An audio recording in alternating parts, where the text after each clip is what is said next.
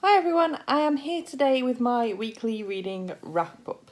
It is currently Saturday night, and as ever I have failed at vlogging throughout the week, but at least I do have time to film this sort of all in one go tonight. So it's Saturday night, I could be living the life, and instead I'm sat here with my gin, talking to you about all the books that I read this week, of which there were 3.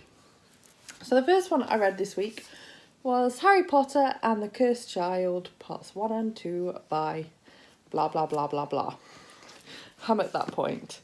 I'm no longer acknowledging it as being J.K. Rowling, so yeah, I've reached that point.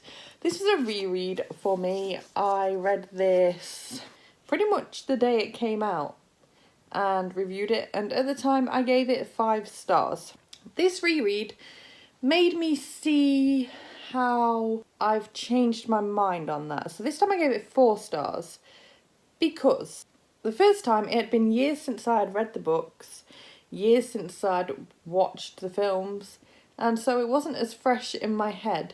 This time around, as you well know, I've been rereading the entire series throughout the year, and so everything was a lot more fresh in my head, and as a result I actually didn't feel as attached this time around. I mean, I still really enjoyed it. I gave it 4 stars, but I took it more for what it was and didn't try to sort of throw any nostalgia in there.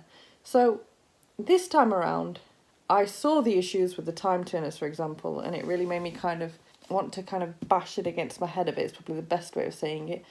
And at times, like, I found the first part actually a bit dull, but the second part I really enjoyed. And I've got to say that this would probably be more of a 3-star read if it wasn't the fact that I'd forgot how much I love Scorpius. He is such a lovely character that I would just happily read a whole book, like probably even series about Scorpius actually. Let's have a Scorpius series next because he is just adorable.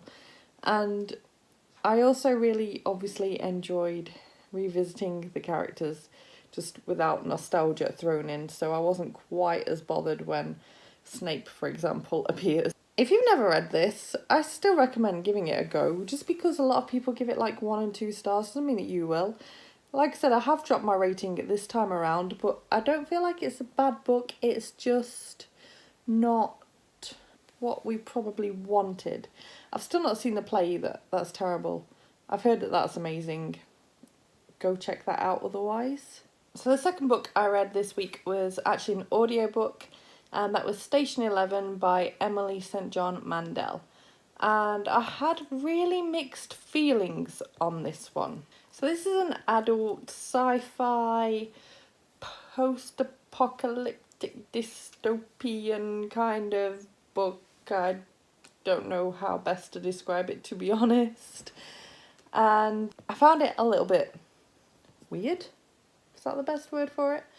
So this is the book about a Hollywood star and a group of actors, and one night one of the actors actually just kind of slumps over and dies on stage, and later on we find out that there's some sort of kind of flu kind of thing taking over almost, and this flu becomes really quite terrible, and before you know it, like, millions of people are dying.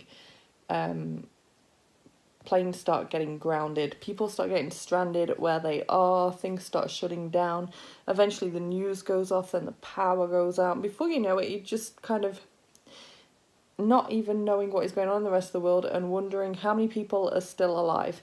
So the main part of the story that kind of grabbed me the most was the bit where you learn about these characters that are in this airport and they are stuck there and they don't know what's going on, and they start tracking time as more and more days pass and then years pass, and you get to know them and all these other people that are stuck in the world as well that may or may not go to the airport, and how these people actually link outside of that too. And there's also this group called the Travelling Symphony that kind of go around travelling, obviously because of the Travelling Symphony. But they basically go around and still like put on performances and stuff. It's all a bit weird. I thought I'd enjoy this more than I did. It was a bit slow for me at times. I didn't get an awful lot of attachment with many of the characters. There was one character that I ended up really loving, and everyone else was just a bit meh to me, to be honest. All the same, I loved the concept behind this, and I feel like actually that's another issue I've got with this book, because I feel like it could have been even better, and that it just lacked in, you know, sometimes when you just can't think of the words that you want, it lacked in grippingness as much as anything. I thought this would grip me, and at times I kind of had to force myself to carry on listening to it. I was like, no, come on, let's just get on with it, let's get it done. And I sat and listened to like over half of it in one sitting, because I was like, I'm just gonna sit and I'm gonna get through this. And I was glad I did, and as I said, I enjoyed it. I gave it 4 stars in the end, but it was an uphill battle for me, is probably the best way of putting it. There was, however, one book that I read this week that was not an uphill battle for me, and had quite an effect on me. So I've been seeing left, right and centre everyone recently just talking about The 7 Husbands of Evelyn Hugo. And I was torn, because I was like, okay, this book is getting severely overhyped at this point. Like, will I enjoy it? Am I gonna have hype issues with it? So I was very unsure. But in the end, temptation got the better of me, and I was like, I really want to know what this hype's about. So I grabbed the audiobook, which I feel like was the best possible decision I could have made. This suited audiobook so incredibly well. So The 7 Husbands of Evelyn Hugo, which is by Taylor Jenkins Reid and narrated by Alma Curvo, Julia Whelan and Robin Miles, is possibly the best book I've ever read. Yeah, that's how far we're going with this. I am adding to the hype, but this book deserves all that hype that it is getting. It is just absolutely fabulous.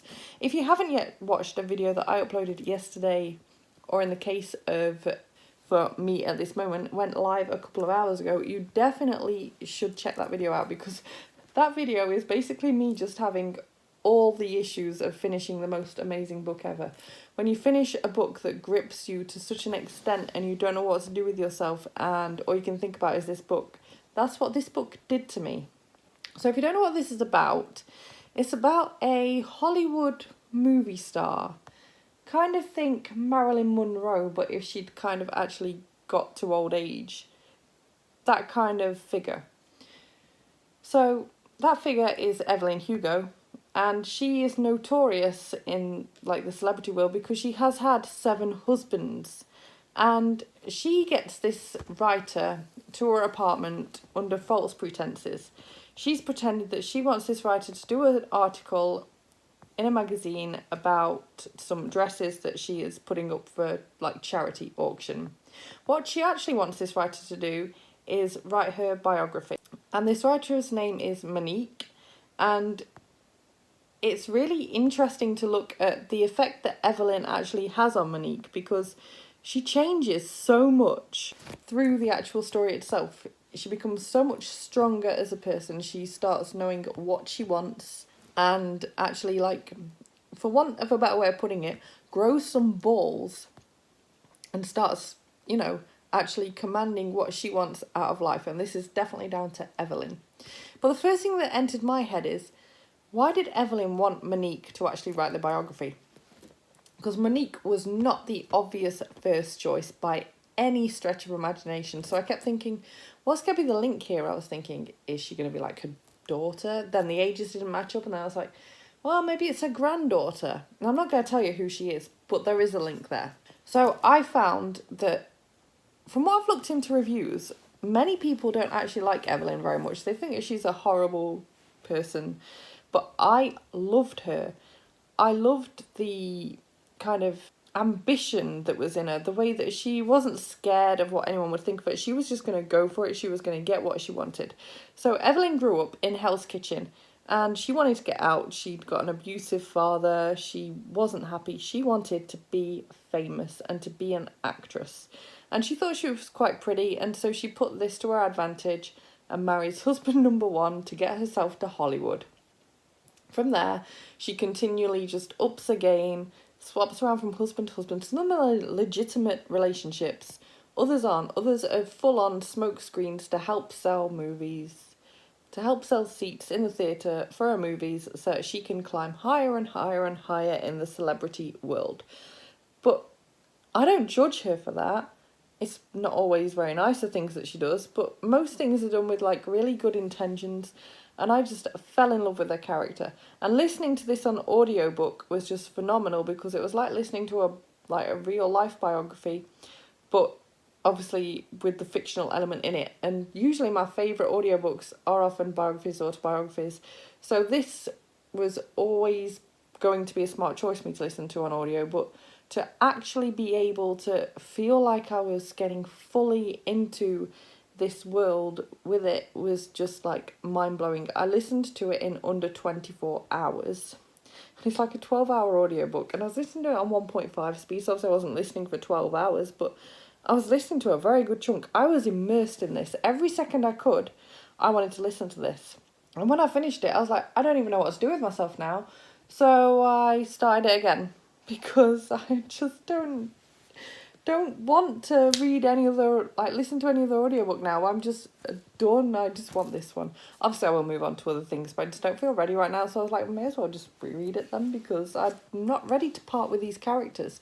The writing is done in such a way that everyone just feels so fleshed out, so real. I felt like Evelyn was a real person by the end of this, and I felt genuinely heartbroken. A lot of people die in this through various different reasons, and some of those deaths had me choked up. I did not cry at this book. A lot of people have, and I thought that would be like a kind of bad thing for me because I am a book crier. It doesn't take much to make me cry, but I was thinking maybe that's the effect of the audiobook. Maybe if I'd actually been reading the physical copy, I think I probably would have cried. But there's one character, Harry, and I just absolutely fell in love with him.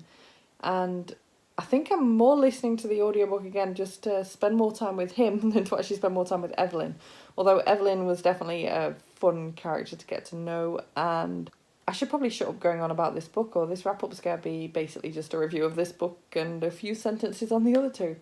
But yeah, check out the video I uploaded yesterday if you are interested in that, because that just shows you how raw my reaction was. I just didn't know what to do with myself. And honestly, if you're thinking about picking this book up and you're just worried about the hype, don't be worried about the hype, because sure, you may not enjoy it, but most people now are still picking it up even with the hype and still loving it. So I think this is one of those rare books that has so many different things in it that can appeal to so many people, and everyone just gets blown away by it, and so the hype is real.